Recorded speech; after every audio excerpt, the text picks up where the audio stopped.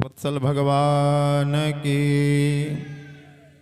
सच्चिदानंद भगवान की जय। अब नंद बाबा ने विचार किया कि महाराज कंस का हमने कर नहीं दिया है, सो ले जाएं, जल्दी से देकर चले आवें। नंद बाबा ने बैलगाड़ियों पर सामान लाद लिया और निकल गए मथुरा। मथुरा पहुंचे तो जल्दी जल्दी अपना सामान वस्तु विनिमय किया, राजकोष में जमा कराया और जल्दी से लौटने को हुए तब तक वसुदेव जी ने देख लिया कि नंद बाबा चोरी से चले जा रहे हैं, धीरे से निकल जा रहे हैं। तो स्वयं सामने जाकर मिले और हालचाल पूछने लगे। नंद बाबा ने सब कुछ बताया, लेकिन ये नहीं कहा कि भैया हमारे यहाँ पुत्र का जन्म हुआ है। वसुदेव जी ने स्वयं पूछा कि भैया हमने सुना है आपको पुत्र रत्न की प्राप्ति हुई है। नंद बाबा ने कहा बिल्कुल आपने ठीक सुना है, पुत्र की प्राप्ति हुई है। वसुदेव जी महाराज ने बहुत बहुत बधाइयां दी। नंद बाबा से पूछा कि आपने हमें क्यों नहीं बताया? तो नंद बाबा ने कहा कि भैया मारे संकोच के हमने कुछ नहीं बताया, क्योंकि अहो ते देवकी पुत्राः कंसेन बहवो हताः एका वसिष्ठा वरजा कन्या सापि दिवं गतः। तुम्हारे बहुत से पुत्रों को कंस ने मार दिया और जो एक बची हुई कन्या थी वह भी सापी दिवम गतः, वह भी आकाश मार्ग से चली गई। मेरे मन में संकोच हो गया कि यदि ऐसे समय में मैं अपने पुत्र जन्म का समाचार तुम्हें दूंगा तो तुम्हें अत्यंत कष्ट होगा। गोस्वामी जी ने लिखा है, जेन मित्र दुख होहि दुखारी, जेन मित्र दुख होहि दुखारी, जेन मित्र दुख होहि दुखारी, जेन मित्र दुख होहि दुखारी, जेन मित्र दुख होहि दुखारी, तिनहि बिलोकत पातक भारी, तिनहि बिलोकत पातक भारी, तिनहि बिलोकत पातक भारी। आप हमारे मित्र हैं, आपके दुख से मुझे निश्चय ही दुख होना चाहिए, इसलिए मैं दुखी हो गया। अब वसुदेव जी विचार करने लगे कि भैया मैंने तो अपने पुत्र को सुरक्षित समझकर इनके यहाँ भेज दिया और ये तो मथुरा में घूम रहे हैं। सो कहने लगे कि भैया बहुत जल्दी ही मैंने ज्योतिष सीखा है और मेरी ज्योतिष कह रही है कि आपका गोकुल संकट में है, जल्दी पहुंचो। अब नंद बाबा परेशान हो गए, डर गए, क्योंकि वह जानते हैं कि वसुदेव जी महाराज झूठ नहीं बोलते हैं। सो जल्दी जल्दी अपने गोकुल की तरफ प्रस्थान किया और भगवान का नाम लेने लगे। नंदः पतिवचः सौरेर्न मृषेति विचिन्तयत्, कि वसुदेव झूठ नहीं बोलता है, इसलिए हरिम जगाम शरणम उत्पातागम संकितः। होने वाले उत्पात के विषय में चिंतित होकर भगवान का जो बन पड़ रहा है वह नाम ले रहे हैं। और इधर जब कन्या ने कह दिया कि किंग मया हतया मंद जातः तव जातः खलु तवांत कृत, तुम्हारा जो मारने वाला है वह जन्म ले चुका है, तो कंस भयभीत हो गया और त्वरित एक सभा बुलाई। उस सभा में बकासुर की बहन पूतना भी आई।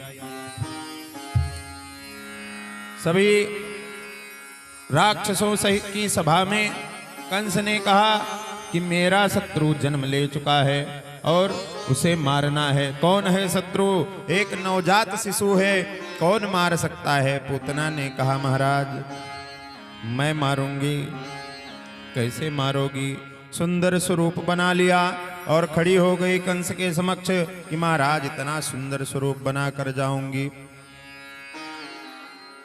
कंस को विश्वास हो गया। कंस ने पूतना को भेज दिया। यहाँ गोकुल में षष्ठी का दिन है, भगवान के छठवें जन्म के छठवें दिन।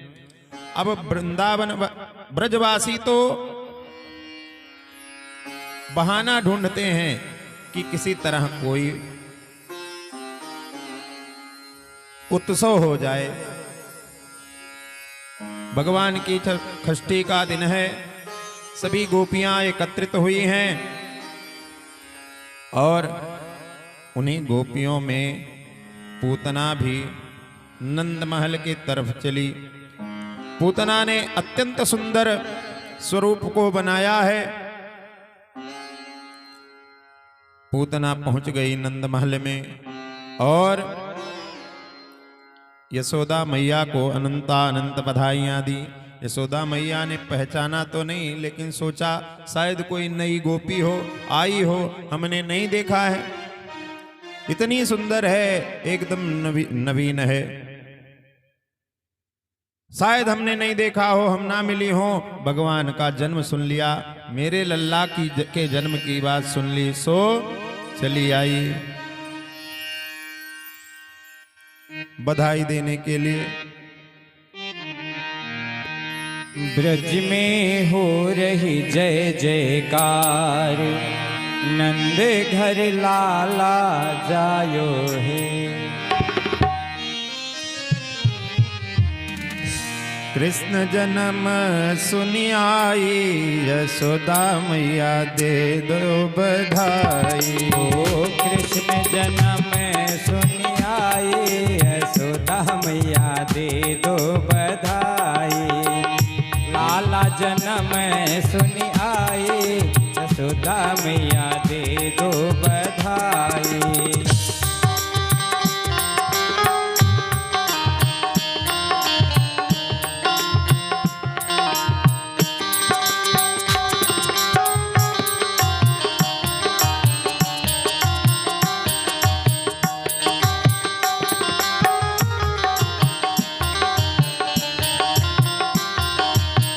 दे दो बधाई मैया दे दो बधाई, दे दो बधाई मैया दे दो बधाई। लाला जन्म सुनी आई, यशोदा मैया दे दो बधाई। लाला जन्म सुनी आई, यशोदा मैया दे दो बधाई।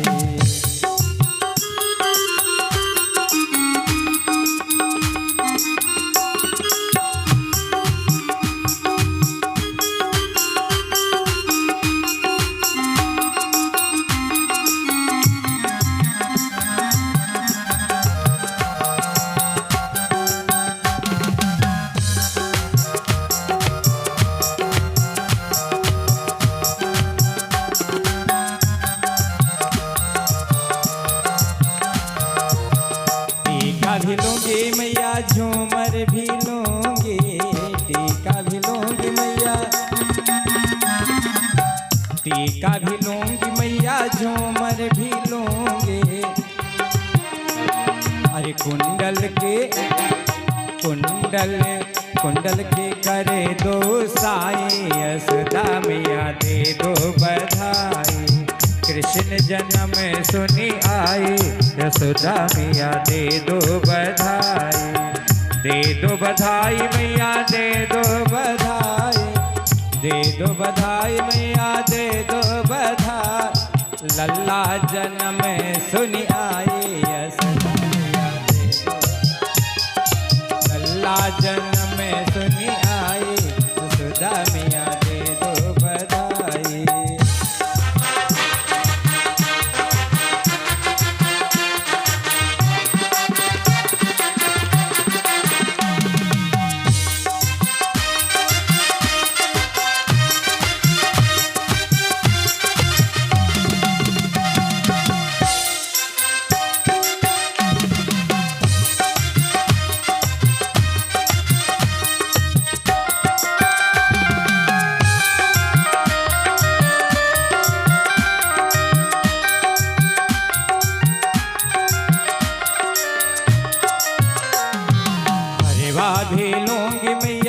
नकलस भी लूंगे, हरवा भी लूंगी मैया,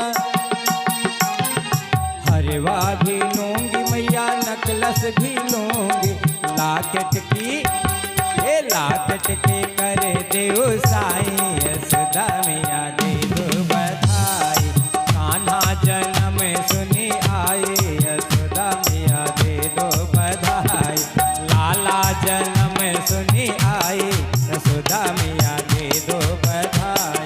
कृष्णा जन्म सुनी आए, यशोदा मैया दे दो बधाई।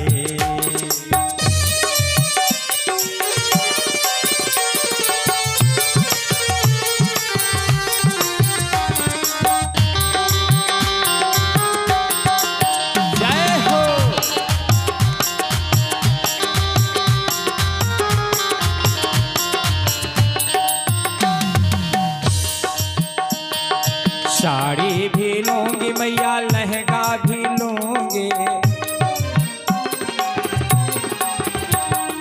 साड़ी भी लूंगी मैया, लहंगा भी लूंगी, लहंगा भी लूंगी, लहंगा भी लूंगी। और चुनरी के चुनर की दे दो साईं, यशोदा मैया दे दो चुनर की दे दो साईं, यशोदा मैया दे दो बधाई। कृष्ण जन्म सुनी आए, यशोदा मैया दे दो बधाई। कान्हा जन्म सुनी आए, यशोदा मैया दे दो बधाई।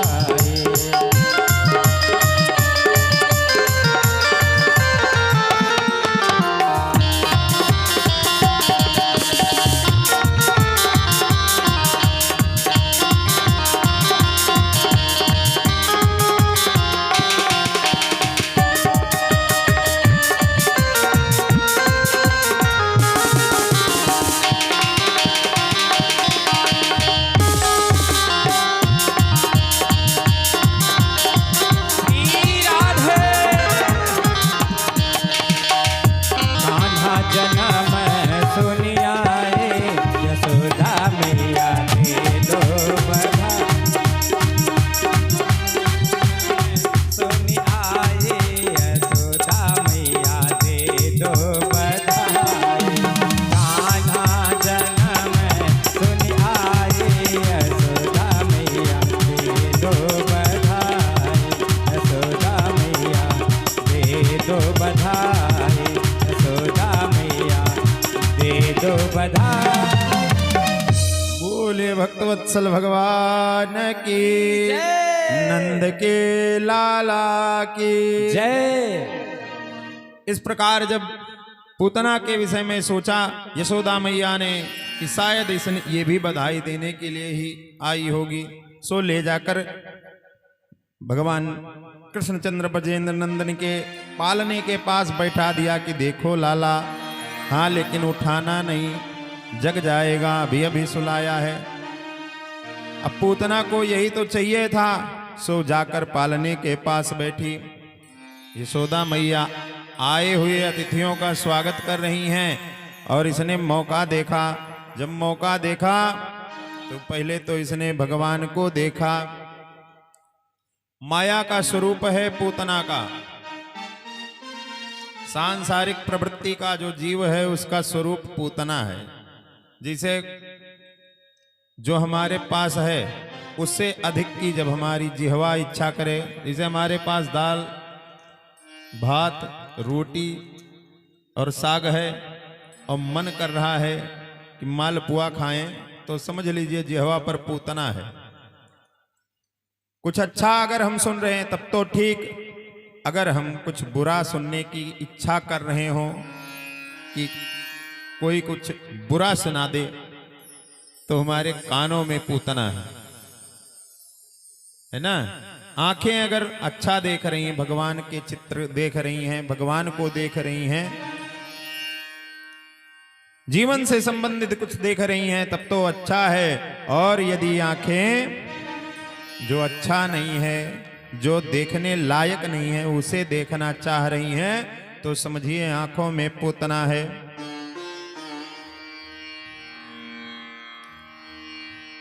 हमारे भैया के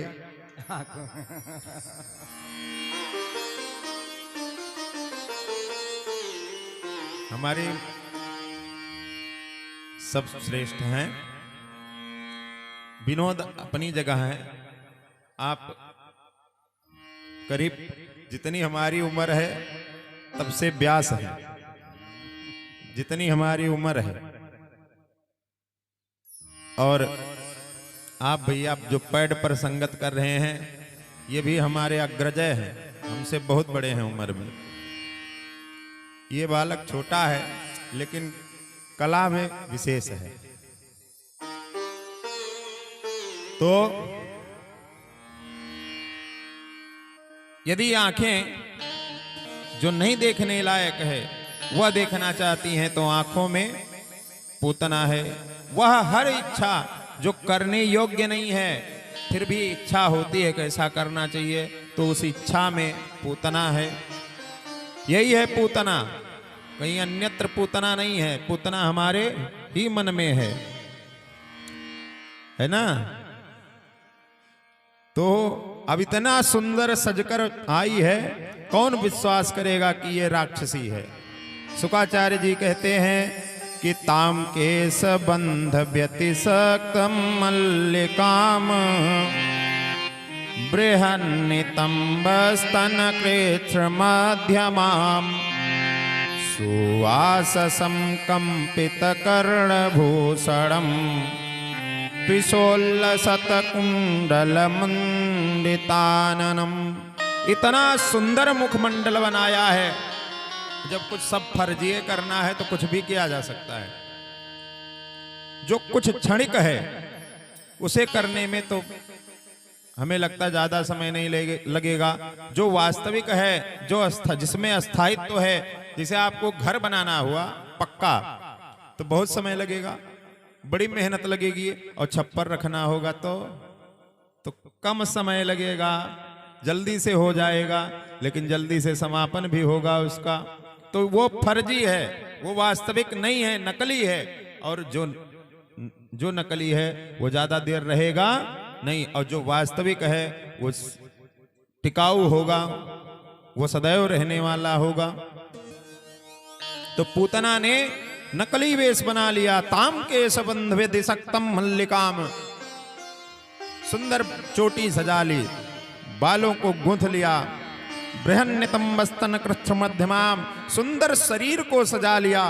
और सुवाससम, सुंदर सुगंधित इत्र को लगा लिया। और कानों में गालों पर लटके हुए सुंदर कुंडल पहन लिए। त्रिशोल्लसत कुंतल मंडितान नाम, इतने सुंदर बालों की शोभा है कि सुखदेव जी कहते हैं उस समय का कोई कभी उसके बालों का वर्णन नहीं कर पाएगा। अच्छा, जब पूतना चलती है तो 5 दोष लेकर चलती है।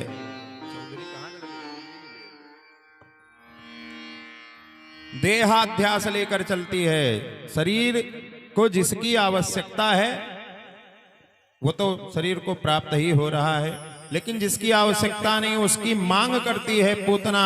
इंद्रियाध्यास लेकर चलती है। इंद्रियों को जिनकी आवश्यकता है वो तो शरीर को, इंद्रियों को प्राप्त ही हो जाता है। जिनकी आवश्यकता नहीं है, जिनमें दोष है, जब उनकी मांग करे तो समझ लीजिए पूतना है। प्राणाध्यास, प्राणाध्यास लेकर चलती। प्राण भगवान के भजन करने चाहिए, लेकिन प्राण क्या, काम क्रोध मद लोभ मोह मद मात्सर्य में लगे हुए हैं।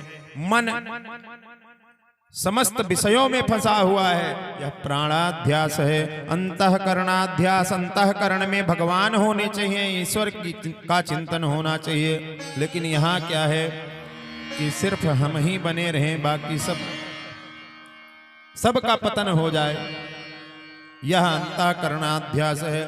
और स्वरूप विस्मृति, जैसे मंदिर में व्यक्ति जाता है तो भगवान का दर्शन करता है, लौटकर आता है, परिवार को बताता है, संबंधियों को बताता है कि अरे बहुत दिव्य दर्शन हुआ, भगवान के कान इतने सुंदर लग रहे थे, माथे पर जो लगा हुआ तिलक है वह इतना सुंदर है जिसकी शोभा कह ही नहीं सकते। आंखें बड़ी सुंदर हैं, लेकिन जब पूतना रहेगी तो आप गए मंदिर के सामने खड़े हुए, देखा, दर्शन किया, तुरंत लौट पड़े, फिर वह स्वरूप यादें नहीं रहेगा। तो स्वरूप विस्मृति लेकर चलती है पूतना। जब पूतना भगवान के समक्ष पहुंची तो भगवान ने अपनी आंखें बंद कर ली।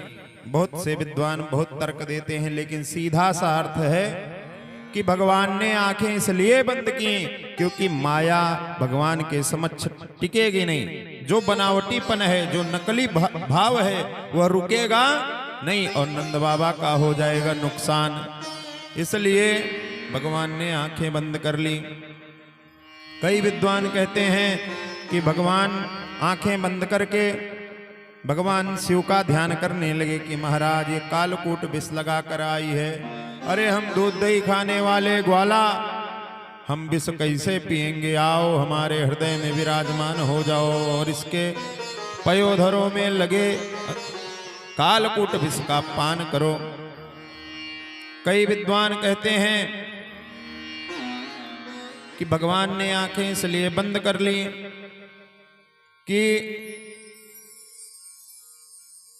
इसे यह कार्य करने आई है जो वह माता का कार्य है, इसे कौन सी गति देनी सर्वथा उचित होगी। इस प्रकार अनन्य भावों से भगवान ने अपनी आंखें बंद कर ली। अब जब भगवान ने आंखें बंद की तो पूतना ने उठा लिया और उठाकर गोद में लालन करने लगी। पूतना ने प्रारंभ में देखा कि बालक बड़ा ही सुंदर है, अत्यंत सुंदर है, तो उसका वात्सल्य जग गया। और वात्सल्य जगा तो मन में विचार आया कि मेरे पयोधरों में विष लगा हुआ है, यदि से पिलाऊंगी तो यह मृत्यु को प्राप्त हो जाएगा, मर जाएगा। लेकिन भगवान ने आंखें फिर भी नहीं खोली। उसके मन की मति जो है, उसकी बुद्धि जो है, वह पुनः कंस के तरफ आकृष्ट हो गई। देखिए, हर मनुष्य में दो बातें होती हैं, चेतना और उपचेतना। जब व्यक्ति गलत करता है तो चेतना रोकती है कि रुको, यहीं रुक जाओ, ये गलत है। आप स्वयं अनुभव करते होंगे, जब हमसे गलती होती है तो हमारी जो चेतना है वो रोकती नहीं, ये सही नहीं है, और उपचेतना कहती है चलो देखा जाएगा जो होगा। तो वही भाव पूतना का हुआ। उसने धीरे से अंचल में लिया और भगवान के मुख में अपने पयोधर को रख दिया।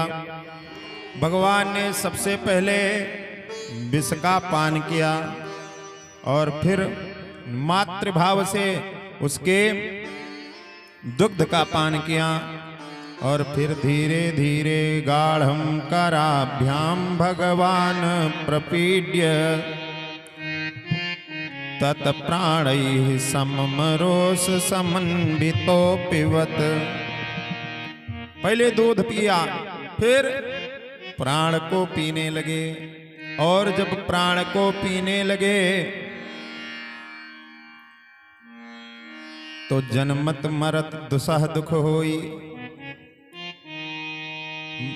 प्राणों का पान भगवान करने लगे तो पूतना को अत्यंत पीड़ा होने लगी। वह चिल्लाने लगी, सा मुंच मुंचालमिति प्रभासिणी निष्पीड्यमानाखिल जीव मर्मणि विवृत्य नेत्रे चरणौ भुजौ मुहुः प्राश्विन्न गात्रा क्षिपतिरुरोदः। सा मुंच मुंचालमिति प्रभासिनी बार बार कहने लगी, छोड़ो छोड़ो, छोड़ दे बेटा। भगवान ने भी कहा कि अब पकड़ लिया है तो छोड़ने के लिए नहीं पकड़ा है। देखिए, ये सर्वथा सत्य है कि भगवान पकड़ते नहीं किसी को, और जिसको पकड़ लेते हैं उसे फिर छोड़ते नहीं है। तो भगवान ने कहा कि मौसी अब तो पकड़ लिया है, अब छोड़ूंगा नहीं। निष्पीड्यमान अखिल जीव मरमणि। नंद बाबा के घर से निकलकर भागी और भागते हुए अपने निज स्वरूप में आ गई और आगे चलकर गोकुल के बाहर मथुरा वाले मार्ग पर जाकर गिरी। पतमानोपि तद्देह स्त्रीगभ्योत्तरद्रुमान् अच्चूडयामास राजेन्द्र महदासीत दुहम।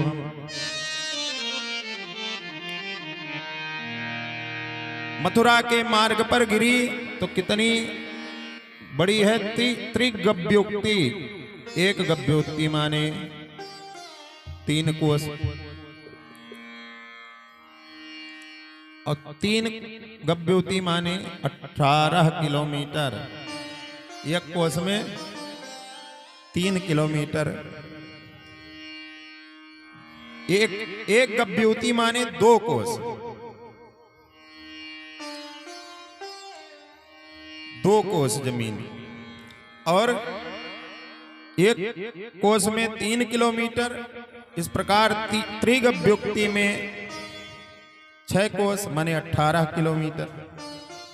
तो 18 किलोमीटर की देह हुई। अब विचार करिए, जो 18 किलोमीटर लंबा है तो कुछ तो ऊंचा होगा ही, कुछ चौड़ाई भी होगी। तमाम वृक्षों का, तमाम छोटे छोटे घरों का, मंदिरों का नाश कर दिया पूतना ने। अब पूतना के शरीर पर जिस प्रकार से एयरपोर्ट होता है, भगवान उसी एयरपोर्ट पर दौड़ रहे हैं, खेल रहे हैं। देखिए 6 दिन का बालक किस तरह दौड़ेगा, विचार करिए। लेकिन भगवान खेल रहे हैं, रो नहीं रहे हैं, डरे नहीं हुए हैं। सुखदेव जी कहते हैं, परीक्षित भगवान पूतना के पयोधरों के मध्य इस प्रकार हैं जैसे उसी पूतना के वास्तविक बालक हैं। तो अब उधर से समस्त ब्रजवासी गोकुल निवासी दौड़े हुए आए। पूतना के शरीर पर भगवान को देखकर किसी की हिम्मत न पड़े। तब कुछ ब्रजवासियों ने और मुख्यतः पूर्णमासी अम्मा ने जाकर भगवान को वहां से उठाया और उठाकर घर पर लाई।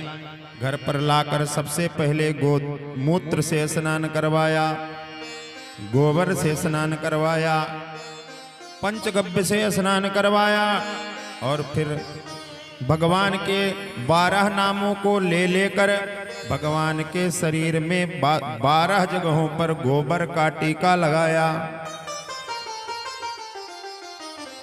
अब नंद बाबा जब मथुरा से गोकुल पहुंचे तो देख रहे हैं पर्वताकार पूतना मृत पड़ी हुई है। सभी ब्रजवासियों ने हाल बताया। नंद बाबा घबरा गए। सर्वप्रथम जाकर अपने लाला को देखा, फिर विचार किया इसका करना क्या है। तो सभी ब्रजवासी कुल्हाड़ी आदि लेकर पहुंचे और काट कर छोटे छोटे टुकड़े में परिवर्तित किया और कई चिताओं में उसे जलाया गया। परीक्षित जब पूतना जलने लगी तो उसके शरीर से अत्यंत सुगंध प्रवाहित होने लगी। परीक्षित जी महाराज ने कहा, गुरुदेव आपने कहा था कि पूतना लोकबालघ्नी राक्षसी रुधिरासना, बालकों का हनन करने वाली है पूतना, राक्षसी है, रुधिर पान करने वाली है, तो कैसे उसके शरीर से सुगंध निकल रही है। सुखदेव जी महाराज ने कहा कि जिघांसयापि हरये स्तनम, भगवान ने उसके स्तनों का पान किया।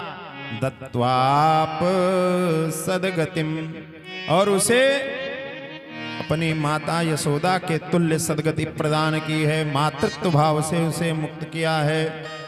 इसीलिए तो भगवान को भक्तवत्सल कहा जाता है। बोलिए भक्तवत्सल भगवान की।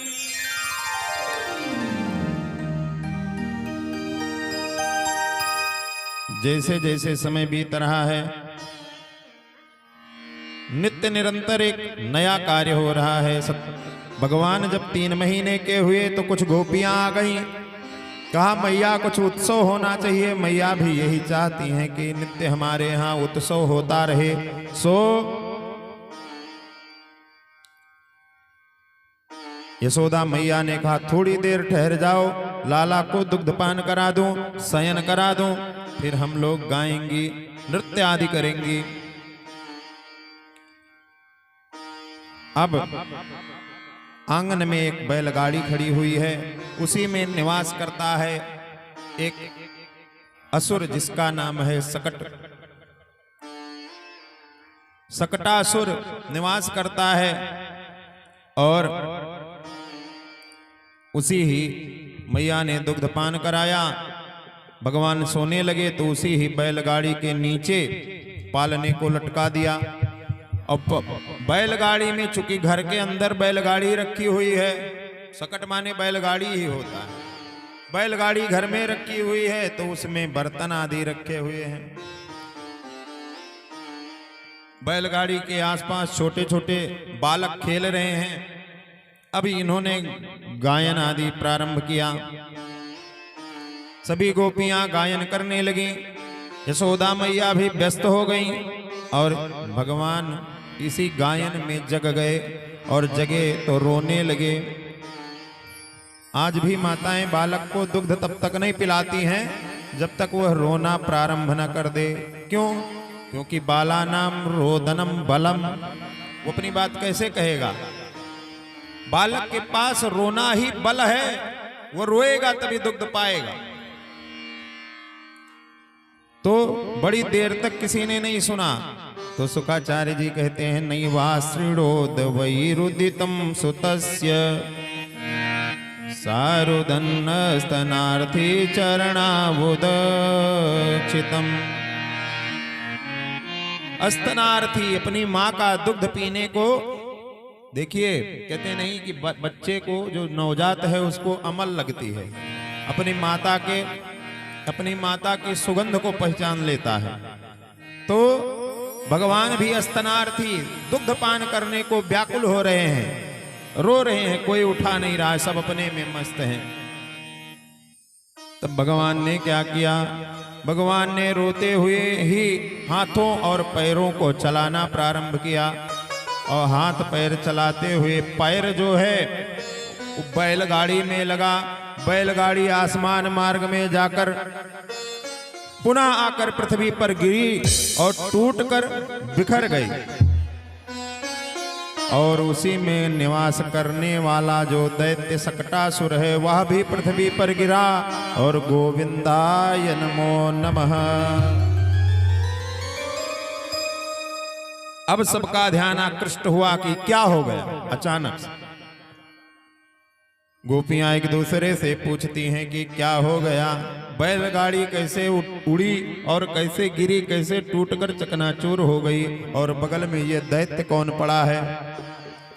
तो बालकों ने देखा कि भगवान कृष्ण पैर को चला रहे हैं और उन्हीं के पैर से के लगने से बैलगाड़ी हवा में उड़ गई।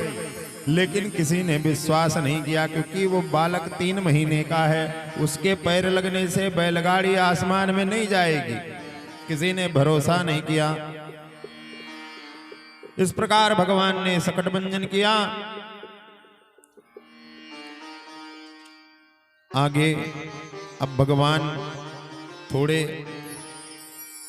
और बड़े हुए, घुटनों के बल चलने लगे और जब घुटनों के बल चलने लगे तो जाहिर सी बात है जब बालक थोड़ा सा बड़ा होगा तो उसका शरीर भी बड़ा होगा। भगवान घुटनों के बल चलने लगे। घुटनों के बल चलने वाला जो बालक है उसके 4 पैर होते हैं, हाथों से भी चलता है, पैरों से भी चलता है। भगवान भी हाथ और पैर से चलने लगे। अब एक दिन मैया यशोदा भगवान को बैठकर दुग्धपान करा रही थी।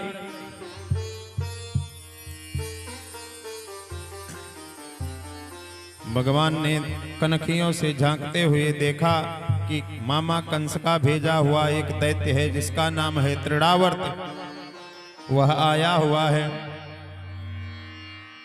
और भगवान को एक जिज्ञासा हुई कि अभी मैंने ब्रजमंडल का भ्रमण नहीं किया है, तो आज साधन मिल गया है। इसी साधन का प्रयोग करके ललिता का घर देखाऊंगा, विशाखा का घर देखूंगा, मधुमंगल का घर देखूंगा, बिल्वमंगल का घर देखूंगा। इसी प्रकार विचार करते हुए भगवान ने अपना वजन बढ़ा दिया। गरिमाणं शिशोर वोढुं नासे गिरिकूटवत तो भूमं निधाय तं गोपी विस्मिता भार पीड़िता। भगवान ने अपने शरीर को इतना भारी किया कि मैया यशोदा विचार करने लगी कि ये अभी ही इतना वजन कैसे हो गया। ऐसा प्रतीत होता है जैसे ये काला काला कोई काला पत्थर हो गया है। जब बर्दाश्त नहीं कर पाई तो उठाकर पृथ्वी पर पटक दिया। और भगवान भी यही चाहते थे। भगवान जब धरा पर पटक दिए गए, यशोदा मैया भी थोड़ी निश्चिंत हैं कि घर के आंगन में बालक है, क्या हो जाएगा। सो जाकर दुग्धादि का कार्य करने लगी। त्रिडावर्त इसी मौके के तलाश में था। जैसे देखा बालक अकेला है, सो भगवान के पास आया चक्रवात के रूप में और अपने कंधे पर बैठा लिया, उड़ चला। अब भगवान देखने लगे ये ललिता का घर है, ये विशाखा का घर है, ये सुंदर गलियां हैं गोकुल की, ये गायें हैं, ये बछड़ा है। वाह मामा, आज तो बड़ी अच्छी व्यवस्था कर दी, बड़ा अच्छा विमान भेज दिया, समस्त ब्रजमंडल घूम ले रहा हूं। अब जब त्रिडावर्त लेकर मथुरा की तरफ बढ़ने लगा तो भगवान कंधे पर ही बैठे हैं। घुटनों के जोर से उसके गले को दबाना प्रारंभ किया। जब भगवान ने गले को दबाना प्रारंभ किया, शरीर का वजन बढ़ाना प्रारंभ किया, तो त्रिडावर्त को भी लगने लगा जैसे कोई पहाड़ उठा लिया हो। ये कोई बालक नहीं है, ये कोई काला पत्थर है, पहाड़ है। सो भगवान ने भी विचार किया कि तू मुझे पत्थर समझता है तो तेरी मुक्ति पत्थर पर ही होवे। सो घुमाकर तमंतरिक्षात पतितम शिलायाम विशीर्ण सर्वावयवम करालम, घुमाकर पत्थर पर पटक दिया और त्रिडावर्त गोविंदाय नमो नमः हो गए। इस प्रकार भगवान ने त्रिडावर्त का उद्धार किया। अब भगवान धीरे धीरे 1 वर्ष के होने जा रहे हैं। अब विचार करिए कि जब बालक 1 वर्ष का होता है या उससे कुछ पूर्व ही खड़ा होने लगता है और धीरे धीरे चलने लगता है, तो कुछ माताएं अपने बालक को प्रसन्नता पूर्वक पायल पहना देती हैं ताकि वो जब चले तो छन्न छन्न बजे। सूरदास जी कहते हैं कि रुन झुन झनन झनन झन बाजत है पैजनिया। रुन झुन झनन छनन छन बाजत है पैजनिया। रुन झुन झनन झनन झन बाजत है पैजनिया। रुन झुन झनन झन बाजत है पैजनिया। प्रेम से मीठी मीठी तालियां बजाते हुए सभी भक्त बोलेंगे।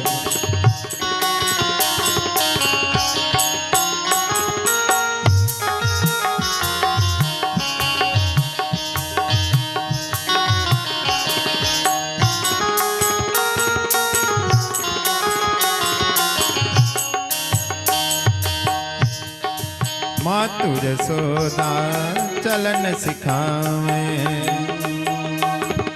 मातु यशोदा चलन सिखावे, मातु यशोदा चलन सिखावे, मातु यशोदा चलन सिखावे, मातु यशोदा चलन सिखावे। उंगली पकड़ दो कनिया, जय हो रुन रुन रुन रुन, छनन छनन छन जत है पैदनिया।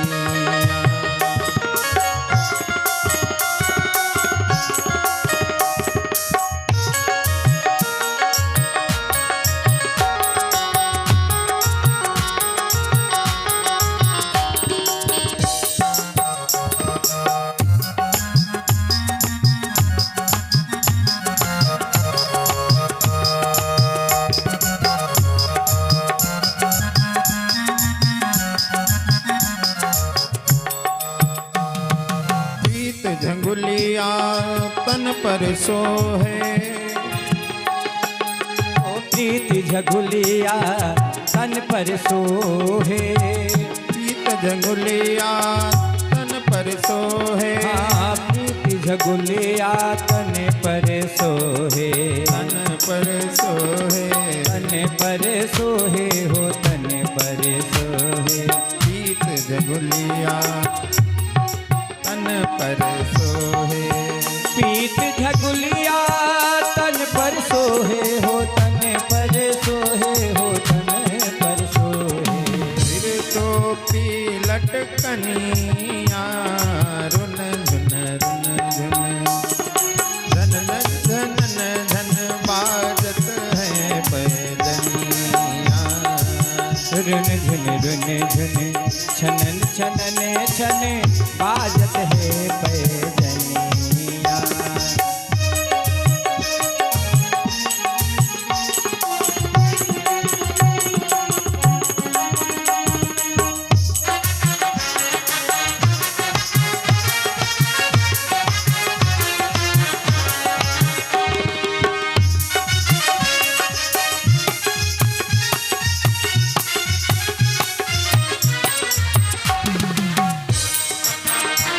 झुन रुने झुने रुन झुन रुने झुन।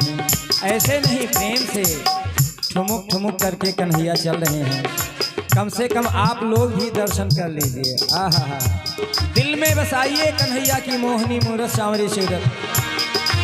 रुन झुन रुने झुने छनन छनने छने बाजत है पैजनिया। रुन झुन रुने झुने ठुमुक ठुमुक चले बाजत है पैजनिया श्याम की, बाजत है पैजनिया श्याम की, बाजत है पैजनिया। गोपियों का सौभाग्य देखिए, जो समस्त जगत का पिता है, जो जगत नियंता जगताधार है,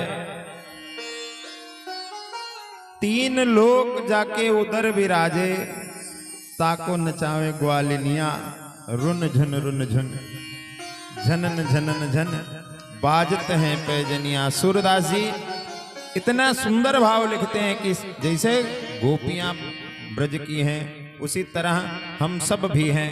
हम सब भी भगवान को उतने ही प्यारे हैं। क्यों? क्योंकि गोस्वामी जी ने लिखा है कि सब मम प्रिय सब मम उपजाए, सब मम प्रिय सब मम उपजाए, सब मम प्रिय सब मम उपजाए, सब मम प्रिय सब मम उपजाए। सब ते अधिक मनुज मोहि भाए, सब ते अधिक मनुज मोहि भाए। भगवान को सिर्फ गोपियां नहीं प्यारी हैं, हर मानव प्यारा है। इसलिए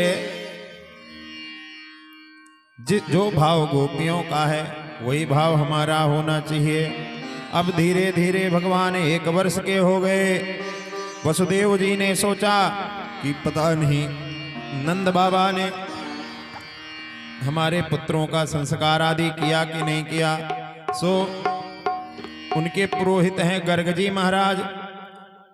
गर्ग जी को गोकुल भेजा कि महाराज चले जाओ, पता कर लो कि नामकरण हुआ है कि नहीं हुआ है, और यदि नहीं हुआ है तो जाकर नामकरण कर दो। गर्ग मुनि गोकुल आ गए और नंद बाबा से पूछा, ये बताओ भैया, देखिए पौरोहित्य कर्म ऐसा है कि हम आपसे सीधा सीधा नहीं कह पाएंगे कि चलो सत्यनारायण कथा सुनो। हम आपसे आकर तुरंत नहीं कह पाएंगे कि अपने बेटे का नामकरण कराओ, जात कर्म कराओ, अन्नप्राशन कराओ, विवाह कराओ, हम नहीं कह सकते। तो गर्ग मुनि की स्थिति वैसी है। सो आए, अब कैसे कहें कि नामकरण हुआ कि नहीं हुआ। सो पूछने लगे, भैया ये बताओ, तुम्हारे बालक 1 वर्ष के हो गए, इनका नाम क्या है। तो नंद बाबा किंग कर्तव्य मूढ़ हो गए, क्या बतावें जब कोई नाम रखा ही नहीं गया। कोई कन्हैया कहता है, कोई लाला कहता है, जिसका जो मन करता है वही बुला लेता है। सो हाथ जोड़कर नंद बाबा बोले कि महाराज आप आ गए हो, अब इससे बड़ा सौभाग्य और क्या हो सकता है, आप ही नामकरण कर दो। सो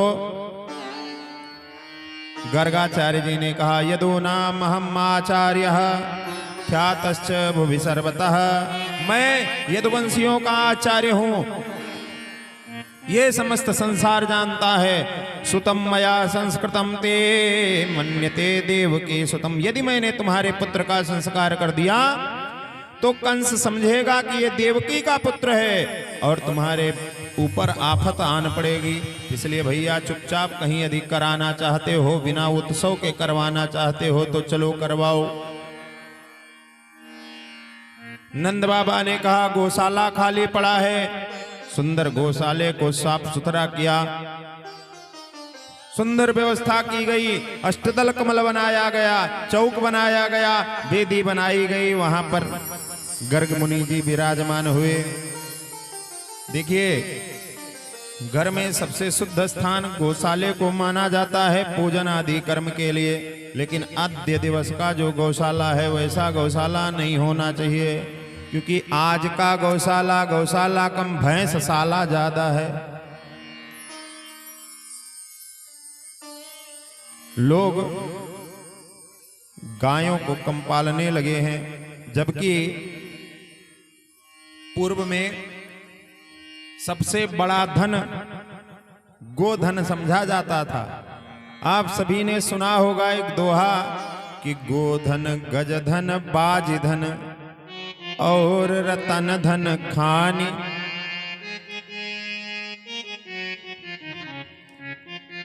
गोधन सबसे पहले गिना गया, फिर गजधन, तब हाथी, तब बाजधन, तब घोड़ा, और सबसे बाद में रुपया। और आज क्या हो गया है, रुपया धन पहले हो गया है, गोधन का नाम ही नहीं है, खत्म हो गया गोधन। गऊ को कोई धन मानता ही नहीं है। अगर गाय को धन माना जाता तो जितनी खेती हो रही है इतने होती, हर घर में गाय होती। तो गौशाले में किया गया कोई भी पूजन कार्य सफल होता है। अब आप लोग विचार ये न करने लगिएगा कि अब की पंडित जी आवे तो गौशाले में सत्यनारायण कथा हो। नहीं, गौशाला कभी कभी बहुत गंदा भी होता है भाई। गाय छींटा मारे गोबर और मूत्र का तो बेचारे पंडित जी का मुंह भर जाए।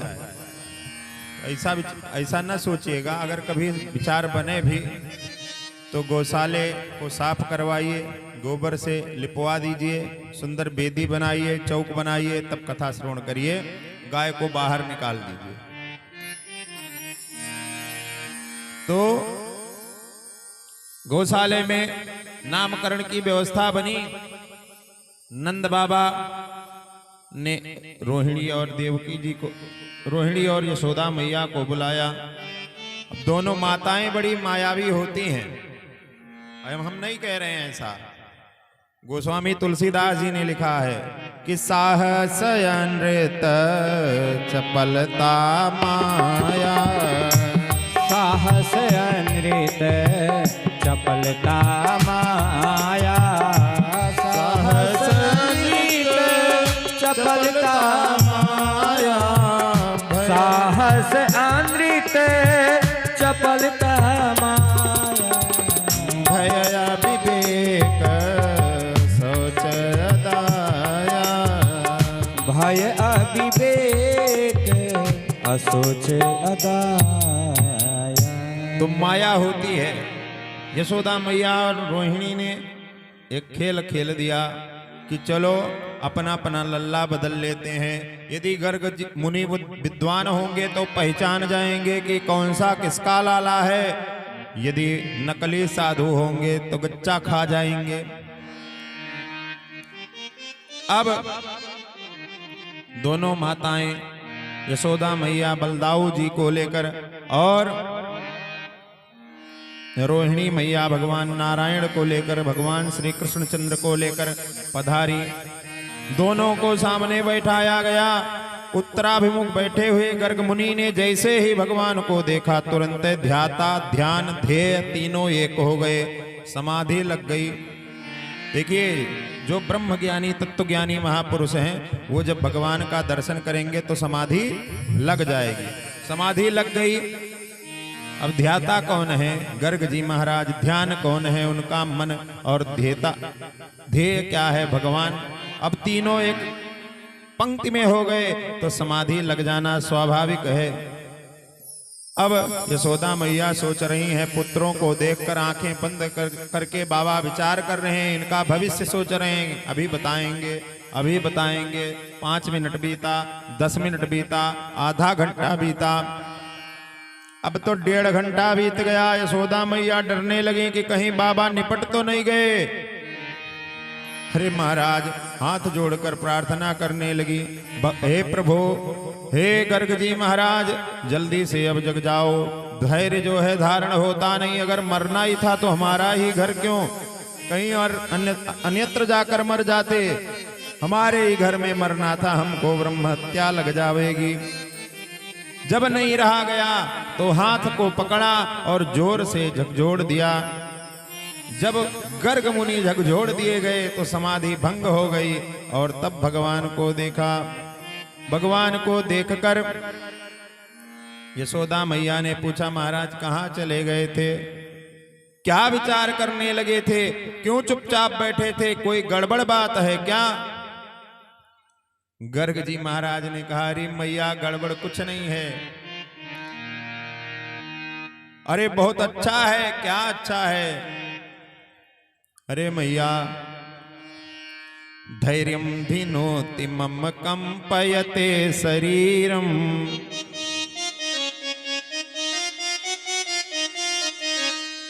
ये मेरा जो शरीर है ये धैर्य धारण नहीं कर रहा है। और रोमांचयत्यति विलोपयते मतिं च,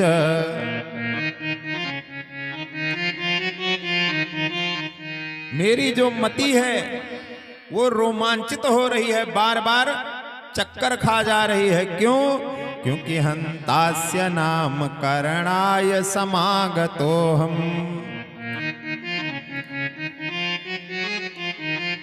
अवालोपितं पुनरनेन ममैव नाम, जिसका नामकरण करने के लिए मैं यहाँ आया हूं उसे देखकर मैं अपना ही नाम भूल गया हूं। क्या नामकरण करूंगा मैया? यशोदा मैया ने कहा, ऐसा क्या है, क्यों भूल गए हो? गर्ग जी महाराज कुछ बताना चाहते हैं, तब तक भगवान ने इशारा किया, रुक जाओ। ऊ शब्द का उच्चारण किया। गर्ग जी महात्मा समझ गए और माताओं की बुद्धि को भी समझ गए कि इन्होंने पुत्रों को बदला क्यों है। सो भगवान की तरफ शंकरषण जी महाराज की तरफ उंगली दिखाई और कहना प्रारंभ किया, अयम ही रोहिणी पुत्रो रमयन सुहृदो गुणैः आख्यास्यते राम इति बलाधिक्यात् बलम विदुः। ये जो यशोदा मैया ने जिसे लिया हुआ है, यह बालक रोहिणी का है। यह अपने गुणों के द्वारा ब्रजमंडल के समस्त लोगों में प्रिय होगा और बहुत बलवान होगा, इसलिए इसका नाम होगा बलराम। बोलिए बलराम जी महाराज की। और जब भगवान की तरफ देखा तो कहने लगे, इनके नाम अनेक अनूपा। इनके नाम अनेक अनूपा, ये एक नाम वाला नहीं है, इसके कई नाम होंगे। बहूनि सन्ति नामानि रूपाणि च सुतस्यते। ये जो तुम्हारा दूसरा बेटा है, इसके एक नहीं, दो नहीं, हजारों नाम होंगे। अरे विष्णु सहस्त्र नाम भरा पड़ा है, गोपाल सहस्त्र नाम इसके नामों से भरा पड़ा है, बहुत नाम होंगे इसके। गुण कर्मानुरूपाणी तान्यहम वेदनो जनः। ये अपने गुणों के आधार पर इसके अनेक नाम होंगे, लेकिन ये जिसको देखेगा उसी को का आकर्षण कर लेगा, इसलिए करसतीति कृष्णः, इसका नाम होगा कृष्ण। बोलिए कृष्णचंद्र जी महाराज की जय। तो इस प्रकार दोनों भाइयों का नामकरण करते हुए गर्ग जी महाराज वसुदेव जी के पास पहुंचे और नाम बताया। इस प्रकार भगवान का नामकरण संस्कार हुआ। अब भगवान धीरे धीरे चलने लगे और चलते हुए एक दिन की कथा सुनाते हुए सुखदेव जी कहते हैं कि एक दिन क्या हुआ, दरवाजे पर मैया ने बैठा दिया। मैया बैठा कर दूर से देखने लगे कि लाला करता क्या है। सो लाला बैठा हुआ मिट्टी को उठावे और आने जाने वालों के ऊपर फेंक दे। थोड़ी देर तक इस प्रकार का कार्य किया और फिर दोनों हाथ से मिट्टी उठावे अपने ही ऊपर छोड़ लेवे। तो सूरदास जी मनो देख रहे थे, लिख दिया कि धूरी भरे अति शोभित श्याम जो तैसी बनी सिर सुंदर छोटी।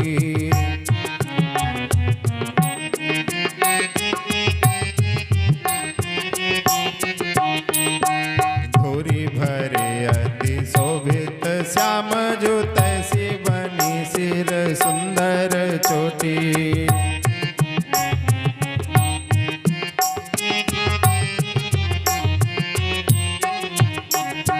खेलत खात फिर अंगना पग पैजनी बाजती पीरी छोटी।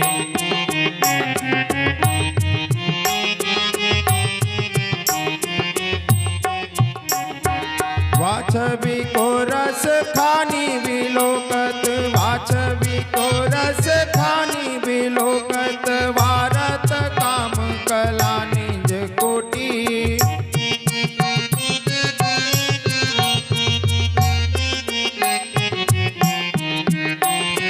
काग के भाग बड़े सजनी हरि हाथ सो लई गयो माखन रोटी।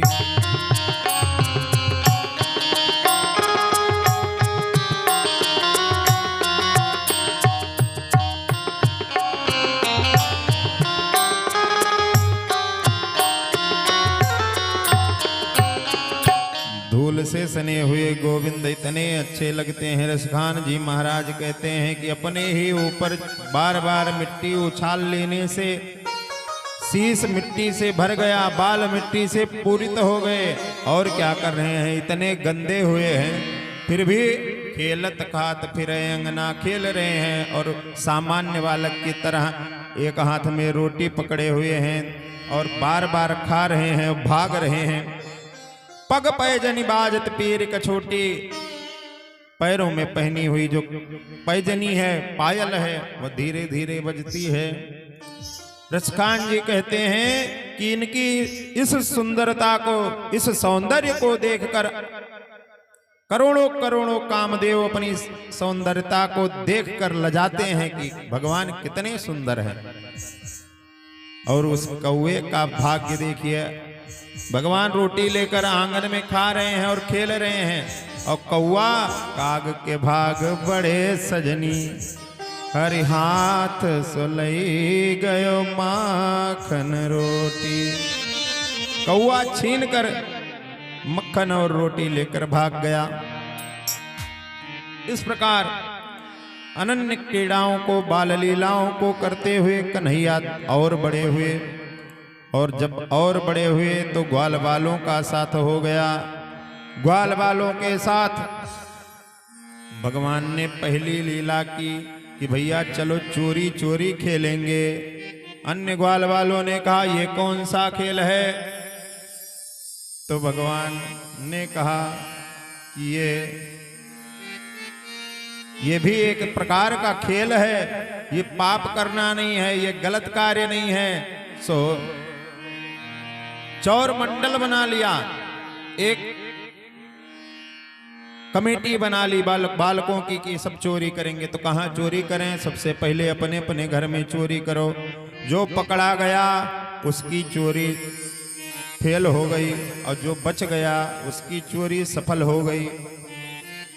अब कन्हैया और अन्य ग्वाल बाल भी पहले दिन चोरी किए, तो दूसरे दिन जब एकत्रित हुए तो किसी का मुंह फूला हुआ था, किसी के पीठ पर बड़े बड़े डंडे के निशान बने हुए थे, कोई रो रहा था और कोई कोई बच भी गया था। जो पाए हुए थे प्रसाद, उन्होंने कहा कन्हैया ये चोरी करना बुरी बात है, हम नहीं करेंगे। अरे कन्हैया ने कहा मूर्खों, तुमने चोरी नहीं की, जो पकड़ा गया वो चोर कैसा? तुमने ढंग से चोरी की नहीं। चलो ठीक है, अब की बार चोरी दूसरे के यहां करेंगे। अब भगवान सब ग्वाल बालों के साथ चोरी करने लगे। एक दिन एक गोपी के घर में घुस गए और पूरे घर को छान मारा, कुछ मिला ही नहीं। सो कहने लगे अरे ये घर है, ये घर है कि मरघट्टा। एक दिन एक दूसरी गोपी के घर में पहुंच गए चोरी करने के लिए, और चोरी करते हुए संपूर्ण घर को छान मारा, कुछ नहीं मिला। उस गोप की कन्या सो रही थी, कन्या की चोटी को चारपाई से कसकर बांध दिया और उसके कान में जाकर जोर से चिल्लाए हौवा। अब वो बेचारी उठकर भागने लगी, खटिया लेकर भगी। विचार करिए कि बाल लीला है भगवान की, हम नहीं कह रहे हैं ऐसा, भागवत जी में लिखा है। तो अरे मैया हौवा ने पकड़ लिया, हौवा ने पकड़ लिया। अब उसकी माता ने देखा था कि भाग रहे हैं नंद के छोरा, सो चिल्ला कर बोली अरे कोई हौवा हुआ नहीं है, ये नंदलाल हैं, वो तुझे बांध कर चले गए हैं। इस प्रकार चोरी करते हैं भगवान, क्या करते हैं? बोलिए वृंदावन बिहारी लाल की, बाल कृष्ण भगवान की। चोरी करे तो डोले, चोरी करे ते डोले, श्याम मोते सुधो न बोले। चोरी करे ते डोले, श्याम मोते सुधो न बोले।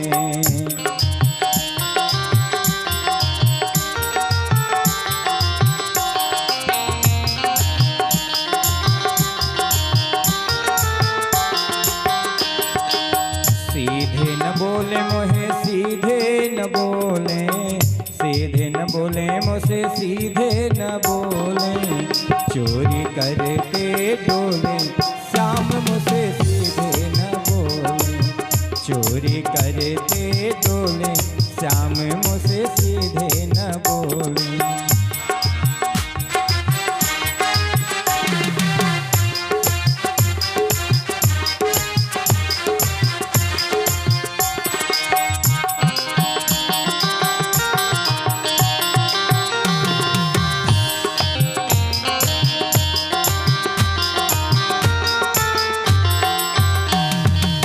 जब ही देख ले सुनी बखरिया, जब ही देख ले सोनी बाखर, जब ही देख ले सुनी बाखर, सुनी बखरिया हो सुनी बखरिया, जब जब देखें सुनी बखरिया, घर की कुंडी खोलें, घर की कुंडी खोलें श्याम मुझसे सीधे न बोले, घर की कुंडी खोलें श्याम मुझसे सीधे न बोले, चोरी करते डोले श्याम मुझसे सीधे न बोले, चोरी करते डोले श्याम मुझसे सीधे न बोले।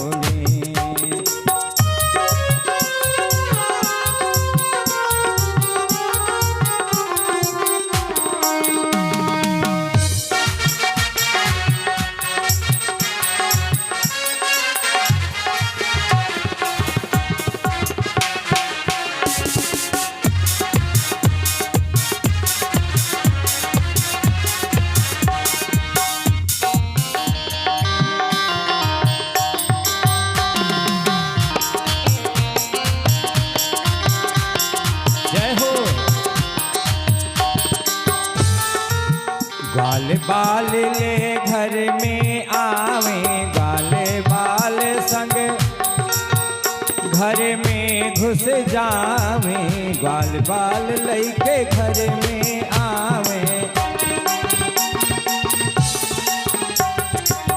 माखन माल टटोले, माखन दहिया टटोले,